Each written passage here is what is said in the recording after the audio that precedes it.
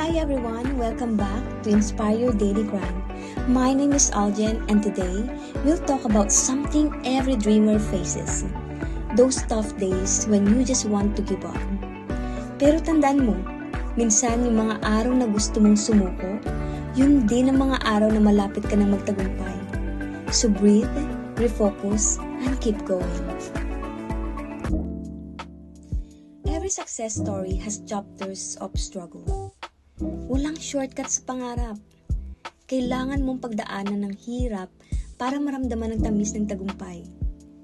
When things get hard, remind yourself why you started. Your purpose is stronger than your pain. Ang bawat pagod mo ngayon, investment niyan sa future mo. I've had a moment when I felt lost. When I questioned if my effort were worth it. Pero sa bawat pagkakataon na pinili kong magpatuloy, may natutunan ako. Resilience builds character. Hindi mo kailangang maging perfect. You just need to be persistent. Kahit mabagal, basta tuloy-tuloy. Darating ka rin sa gusto mong marating. So here's your challenge. Don't stop. Kung pagod ka, magpahinga.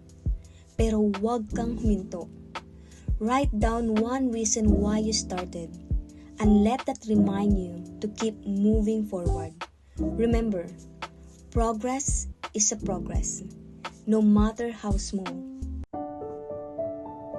Thank you again for joining me on Inspire Your Daily Grind. Again, my name is Aljen. Kung may pinagdadaanan ka ngayon, tandaan mo, hindi ka nag-iisa. Keep showing up. Keep believing and keep grinding.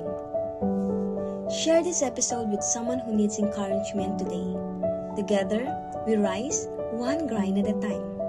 So before we end this episode, I would like to share to all of you this one of the motivational quotes from Nelson Mandela. He says, "It always seems impossible until it's done."